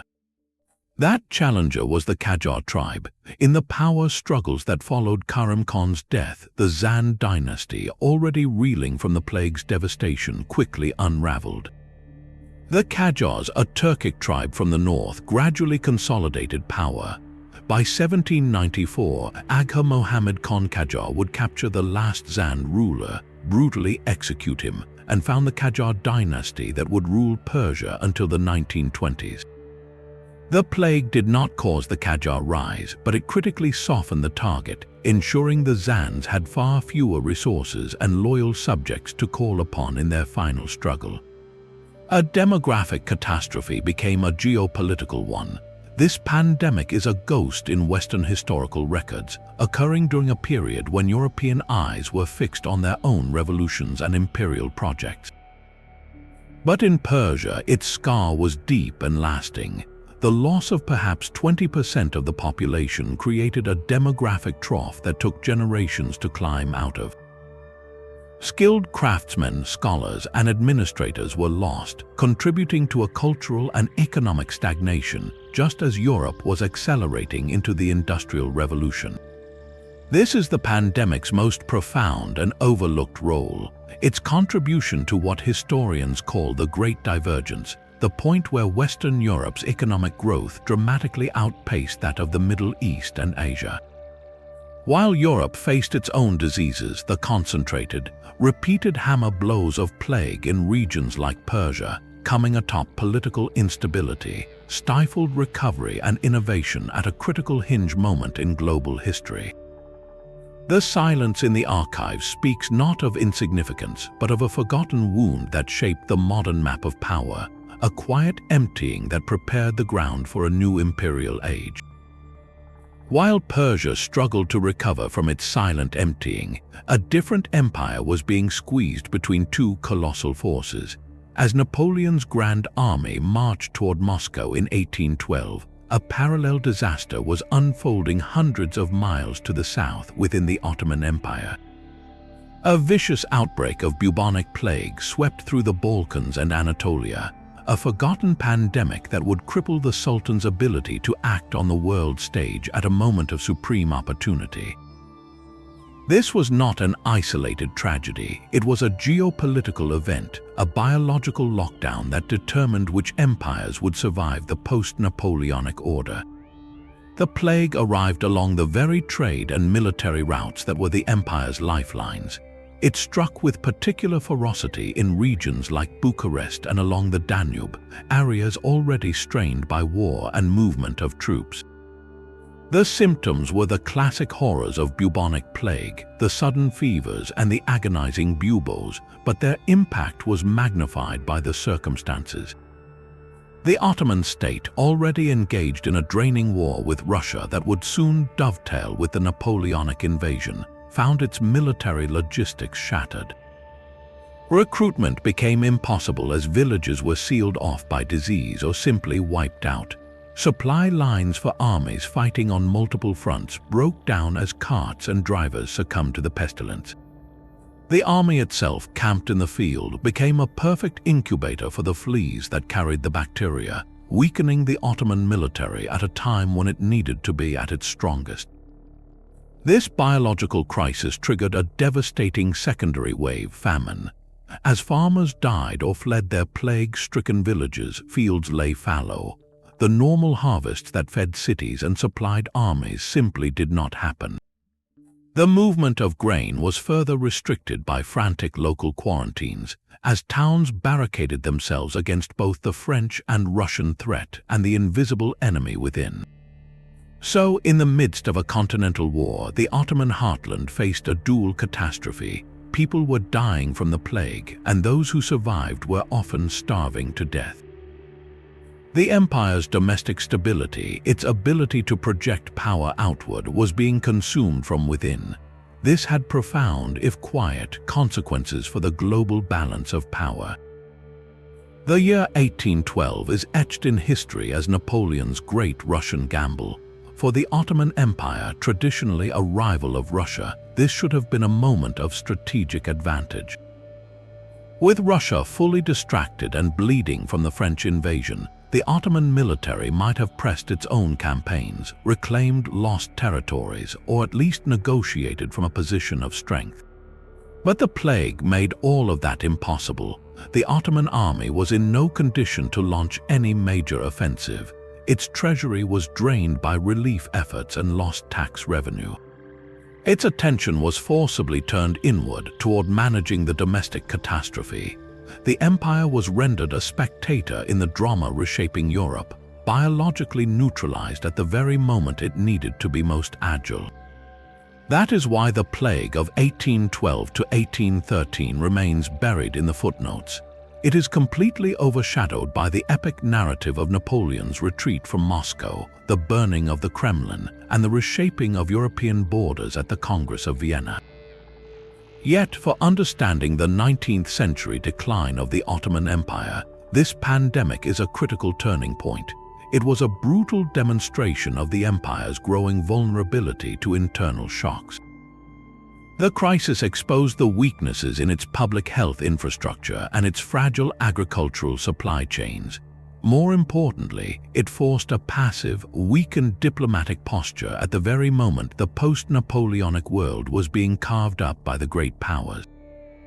While others gathered at Vienna to decide the fate of continents, the Sublime Porte was preoccupied with burying its dead and staving off famine, a silence that would echo in the territorial losses and growing foreign influence of the decades to come. Sometimes the most decisive battles are not fought with cannons, but are lost to fever in forgotten villages, a silent factor that locks an empire into a path of retreat. The plague had exposed the fragility of empires, but a new terror was about to reveal the hidden price of a connected world. The cholera pandemic of 1826 to 1837 was the disease's first true global march, a voyage of horror that forever changed how humanity lived in cities. Its journey began, as it often did, in the brackish waters of the Ganges Delta in India. For centuries, cholera had been a local scourge, but now, carried by British troop movements and bustling trade routes through Afghanistan and Persia, it broke free from its ancient cradle. It traveled with pilgrims to Mecca, with merchants across the Russian steppes, and onto ships bound for European ports. Within a decade, it had reached the Americas, a truly planetary pestilence that killed hundreds of thousands and ignited a firestorm of fear and revolution. The disease itself was a physiological horror unlike any other. Cholera did not just kill, it transformed the body with terrifying speed. The bacterium Vibrio cholerae attacks the intestines, triggering a catastrophic loss of fluids. Victims were seized by violent vomiting and a diarrhea so severe it was described as rice water. This extreme dehydration led to the pandemic's most haunting nickname, the Blue Death. As the body's fluids drained away, the skin would turn a cold, clammy, cyanotic blue.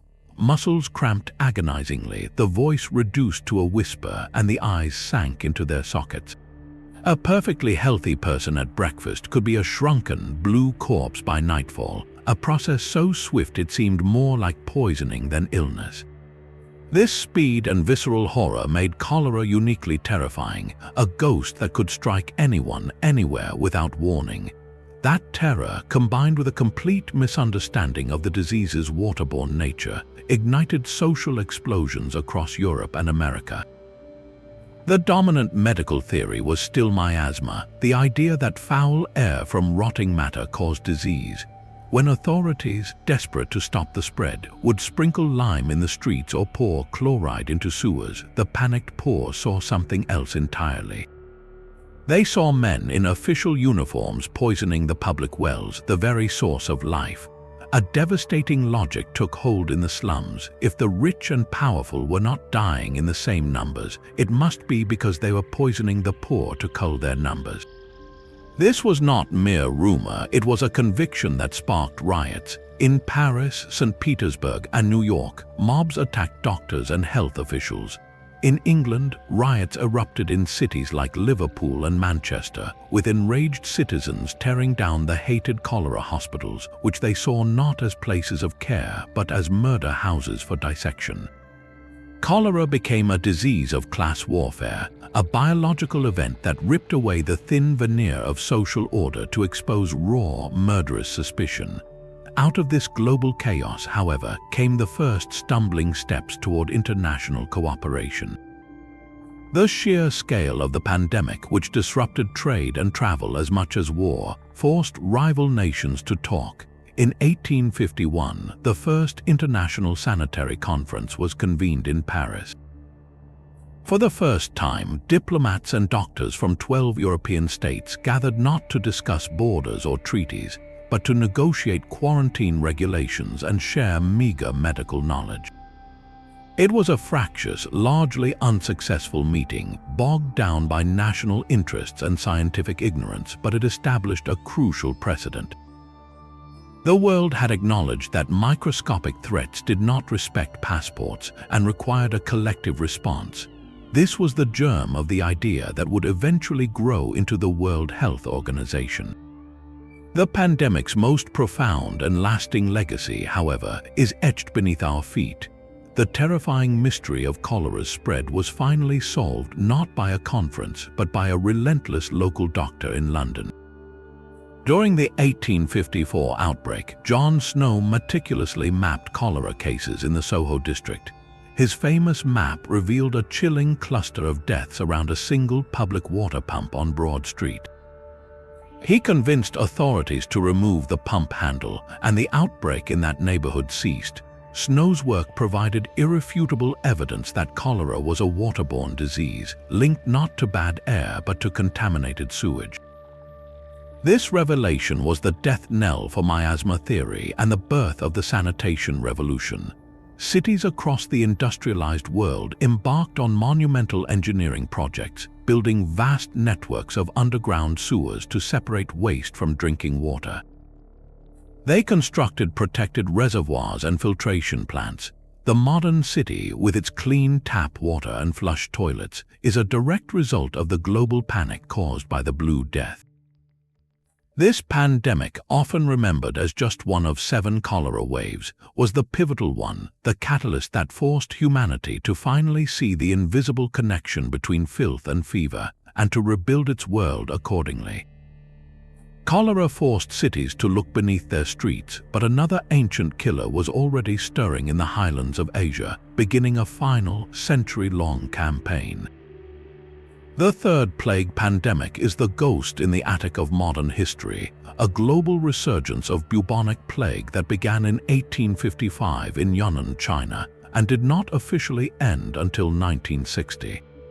Its sheer duration and geographic reach are almost unimaginable. This was not a localized outbreak, but a slow-moving biological tide that washed onto every inhabited continent, from the ports of Africa to the cities of the Americas, claiming an estimated 15 million lives. We remember the Black Death of the 14th century, but this later, longer pandemic is the one that truly shaped our modern scientific and social understanding of the disease, even as its story has been strangely minimized. The pandemic's journey followed the new pathways of the industrial age. From Yunnan, plague traveled down trade routes to the major port of Canton, and then to the British colony of Hong Kong in 1894. The crowded, labyrinthine neighborhoods of the city provided the perfect environment for rats and their fleas to thrive. From Hong Kong, steamships carried the bacterium across the oceans. It found a devastating foothold in Bombay, now Mumbai, where between 1896 and 1918 it killed over 10 million people in India alone, a catastrophe of staggering scale that is often absent from Western narratives of the era. But the plague did not stop there. In 1900, it reached the shores of the United States, surfacing in the port city of San Francisco. There, it smoldered for years, a persistent threat that challenged the image of a modern, progressive America. It was in the midst of this global crisis that science finally unmasked the medieval horror. In Hong Kong in 1894, a young Swiss-French bacteriologist named Alexander Yersin raced against a rival Japanese researcher to find the cause. Working in a primitive bamboo hut, Yersin successfully isolated the rod-shaped bacterium from the buboes of victims. It would later be named Yersinia pestis in his honor. This discovery was monumental, but it was only half the puzzle. For years, debate raged. How did the disease spread? The dominant theory still pointed to miasma or direct human contact. Then, in 1898, another researcher, Paul Louis Simond, working in Bombay, made the crucial connection.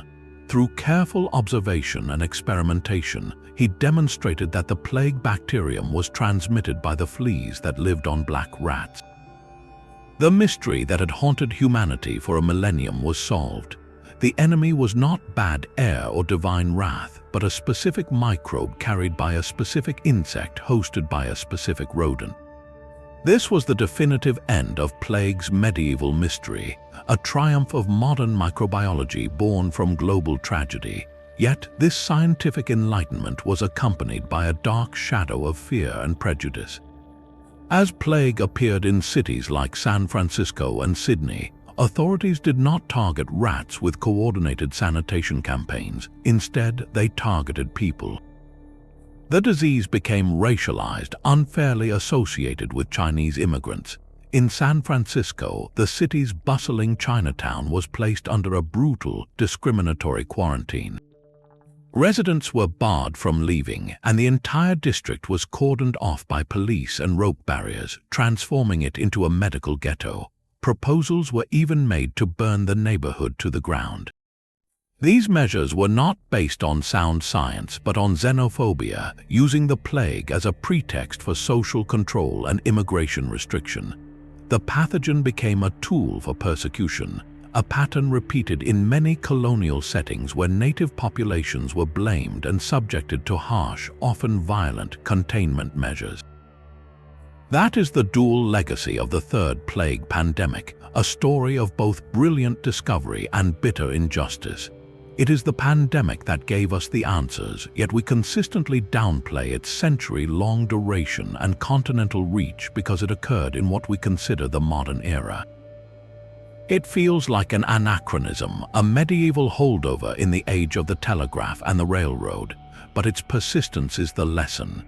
It proved that even with the germ theory known, ancient scourges could exploit the new networks of a globalized world, and that human fear could be more contagious than the disease itself.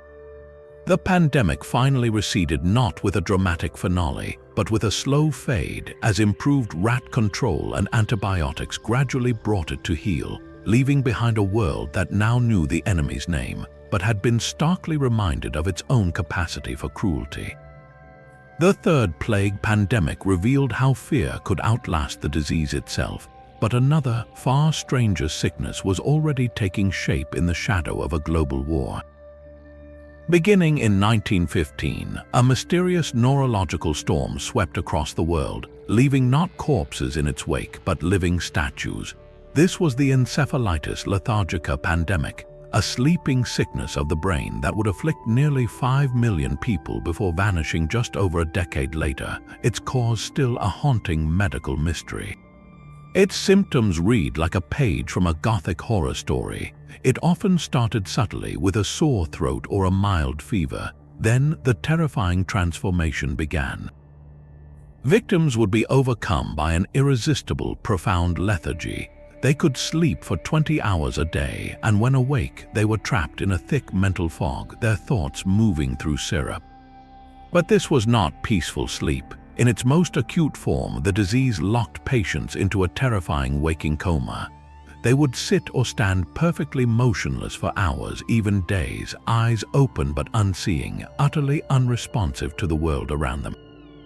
They were conscious, yet completely entombed within their own still bodies, like human statues.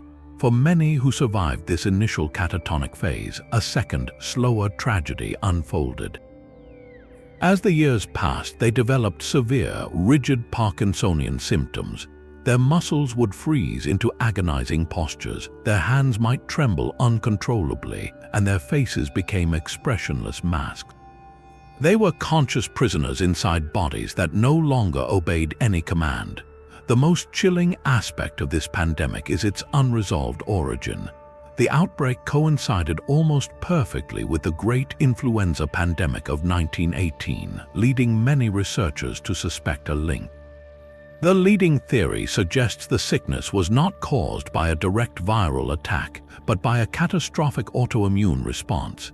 In this scenario, the body's own immune system, perhaps triggered by the influenza virus or another common pathogen, mistakenly turned against the brain, specifically attacking the regions controlling sleep, movement, and motivation. The brain was not infected, it was bombarded by friendly fire, leaving its delicate wiring scorched and silent. This theory explains why no single contagious pathogen was ever isolated from the victims, and why the disease seemed to burn itself out as mysteriously as it began, once that particular immunological trigger passed through the global population. The pandemic's true legacy was not measured in the initial death toll, but in the decades of frozen life that followed. Thousands of survivors remained locked in their Parkinsonian states, warehoused in chronic hospital wards forgotten by the world. They existed in a suspended animation, aware but unable to move or speak for 20, 30, even 40 years. Their story was brought to heartbreaking light in the 1960s by the neurologist Oliver Sacks. In his book Awakenings, he documented his experimental use of the new drug L-Dopa on a group of these survivors. The results were miraculous and tragic. Patients who had been motionless for decades suddenly woke up. They could move, talk, laugh, and reconnect with a world that had long since moved on. But for most, the awakening was temporary. Their brains, too permanently damaged, could not sustain the chemical fix, and they gradually, heartbreakingly, slipped back into their frozen prisons. This is why encephalitis lethargica stands apart in our list. It was a pandemic not of the lungs or the blood, but of the very seat of the self, the nervous system. It did not just kill, it erased personalities and suspended lives, creating a lost generation of souls who watched the 20th century march by from the stillness of a hospital chair. Its sudden appearance and disappearance serve as a stark reminder that the immune system, our great protector, holds the power for profound and unintended devastation, and that some of history's most frightening doors were opened only for a moment, leaving behind rooms full of unanswered questions. While the sleeping sickness pandemic was a neurological mystery, a far more visceral and ancient horror was consuming the heart of a collapsing empire. The Russian Civil War, a brutal conflict that followed the revolution of 1917, created a perfect hellscape for the return of a medieval killer, epidemic typhus. Between 1918 and 1922, this disease, spread by the body lice that thrived in filth and desperation, killed an estimated 2 to 3 million people. It was a biological firestorm burning through the ruins of a society, a catastrophe so immense it is almost impossible to grasp, yet it remains utterly overshadowed in our memory by the Spanish flu that raged at the same time. To understand typhus, you must understand the lice. The bacterium Rickettsia prowazkii lives inside the gut of the human body louse. When an infected person is bitten, they scratch the bite, crushing the louse and rubbing its infected feces into the tiny wound. In the crowded, cold, and desperate conditions of wartime Russia, lice were not a minor nuisance, they were a universal plague. Soldiers in the trenches, prisoners in overcrowded jails, and millions of refugees fleeing the fighting across frozen landscapes were all crawling with them. There was no soap, no clean water, no change of clothes. Personal hygiene had become a distant memory of a lost world. The disease these lice carried was brutally efficient. It began with a sudden pounding headache and a soaring fever. A dark, red rash would spread across the torso. As the bacteria attacked the small blood vessels, victims would often descend into a state of profound delirium, muttering and hallucinating as their bodies burned from within.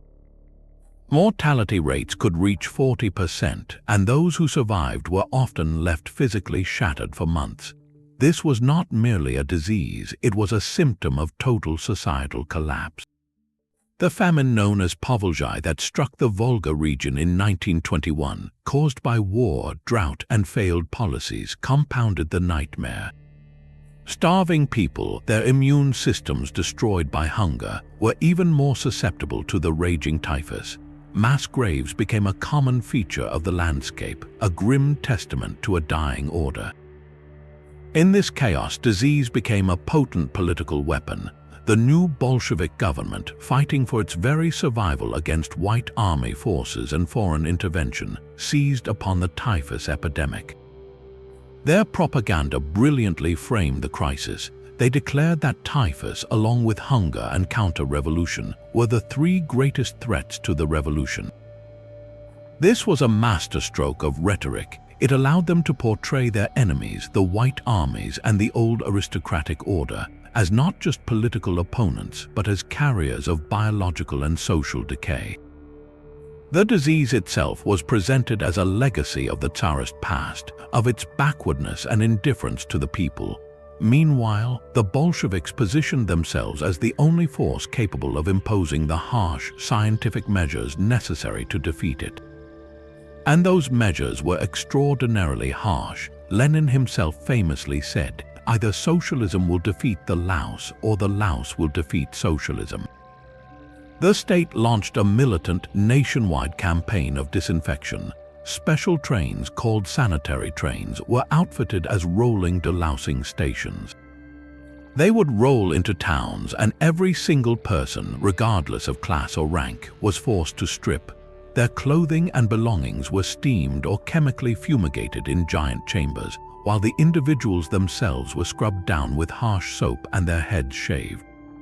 These were not gentle medical procedures, they were acts of radical, enforced hygiene, a bodily invasion justified by the existential threat. The Cheka, the feared secret police, often oversaw these operations, merging public health with state terror. The epidemic, therefore, did more than kill millions. It provided the justification for a new kind of state power to penetrate the most private aspects of life. It helped normalize the idea that the collective survival of the revolution required the suspension of personal liberty. The vast public health bureaucracy created to combat typhus became a permanent fixture of the Soviet state, a system of control that could be repurposed for other aims. Demographically, the typhus epidemic, combined with the war, famine, and influenza, created a deep human deficit from which the new Soviet Union would take decades to recover. It wiped out a generation of potential workers, soldiers, and intellectuals, hollowing out the very society the state was trying to build. Yet, in the official histories, this biological catastrophe was minimized, folded into the broader narrative of heroic struggle against counter-revolution and foreign invasion. That is why this pandemic is a ghost in 20th century history. Unfolding in the shadow of a world war and a global flu pandemic, the Russian typhus epidemic represents the raw, ugly reality of societal disintegration. It shows us how a microscopic organism can flourish in the space created by political failure, and how, in turn, that organism can be used to forge a new, more authoritarian kind of order from the ashes. The battle against the louse was not just about public health. It was the first campaign in the war to build a new Soviet man, cleansed of the parasites of the past. The Russian typhus epidemic was a disease of chaos and collapse, but in the midst of the 20th century's greatest triumphs, a new terror emerged from the very heart of modern prosperity. Polio, infantile paralysis, became a uniquely modern nightmare. This was not a plague of the poor or the filthy. It seemed to target the clean, the well-fed, the children of a burgeoning middle class.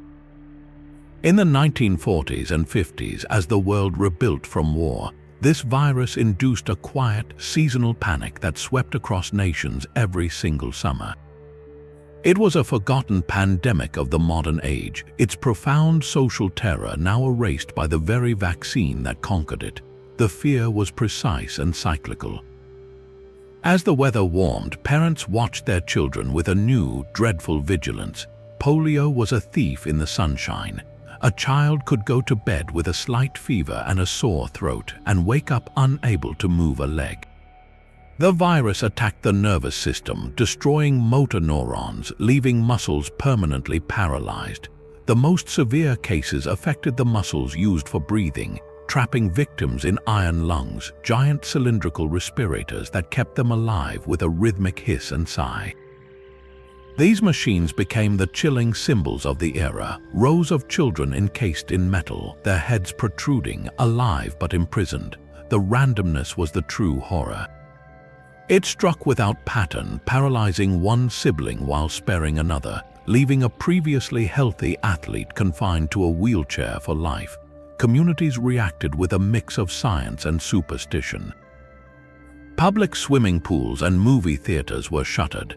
Neighborhoods where a case was reported were informally quarantined, their streets suddenly empty and silent. The summer air, once a promise of freedom, now carried an invisible threat. This collective dread triggered an unprecedented social response, one that would change the landscape of medicine forever. In 1938, President Franklin Delano Roosevelt, himself a polio survivor, founded the National Foundation for Infantile Paralysis. Its primary fundraising tool was the March of Dimes, a campaign that asked every American, even children, to mail a single dime to the White House. This was a revolution in philanthropy. It democratized giving, creating a vast grassroots network of small donors all invested in a common medical crusade. The March of Dimes did not just raise money, it raised a nation's consciousness, turning a private tragedy into a public war. It funded care for victims, and most importantly, it bankrolled the intense scientific race for a vaccine, creating a new model for directed, goal-oriented medical research. That race became one of the great scientific dramas of the century, embodied by two brilliant and rival researchers. On one side was Dr. Jonas Salk, who developed a killed virus vaccine administered by injection. His approach was cautious, using a virus rendered completely inert to provoke an immune response without any risk of causing the disease. On the other was Dr. Albert Sabin, who championed a live but attenuated oral vaccine. Sabin argued his version would be cheaper, easier to administer as a sugar cube, and would provide longer-lasting, more widespread immunity by replicating harmlessly in the gut. The competition was fierce, fueled by personal ambition and deep scientific disagreement. In 1955, Salk's vaccine was declared safe and effective after a massive nationwide field trial. The announcement was a national holiday, church bells rang, and people wept with relief, but Sabin persisted, believing his oral vaccine was superior. It would take until the early 1960s for the Sabin vaccine to be widely adopted, eventually becoming the global standard that would eradicate polio from most of the world. This rivalry, though contentious, accelerated the end of the disease. What we have forgotten is the pervasive psychological footprint of those pre-vaccine decades. Polio was a ubiquitous seasonal dread, as predictable and feared as hurricane season. It shaped parenting, altered urban design with the proliferation of ramps and rehabilitation centers, and fueled a culture of caution. Its shadow influenced everything from summer camp schedules to insurance policies. The success of the vaccines was so total, so magnificent, that it performed a strange kind of historical erasure. We remember the triumph of the March of Dimes and the iconic image of a child receiving a sugar cube, but we have lost the visceral memory of the terror that made those things necessary. The anxiety that once emptied swimming pools and kept mothers awake at night has vanished, leaving behind only the sterile fact of a defeated disease. That is why polio belongs on this list of forgotten pandemics. Its legacy is not ruins or revolutions, but a profound lesson in how medical victory can soften the memory of fear, allowing a generation's deepest dread to fade quietly into the background of a safer world. The paralysis of polio was a visible mechanical terror, but the next great pandemic would be a silent, breathless wave. The Asian flu of 1957 to 1958 was the first pandemic of the modern virology era, a global outbreak caused by the H2N2 influenza virus. Its story begins not in a crowded city, but in the rural province of Guizhou in southwestern China in the early spring of 1957. A new strain of influenza emerged, likely from a genetic shift in avian viruses, and found a population with no immunity. Within mere months, it had traveled across the globe, carried by soldiers, students, and travelers on the new jetliners that were shrinking the world. By the end of its run, it had claimed an estimated 1 to 4 million lives worldwide, a staggering number that should have etched it into collective memory. Yet today it is a ghost. Why has this pandemic, so recent and so deadly, been almost forgotten? The answer lies in the shadows cast by other, more dramatic catastrophes.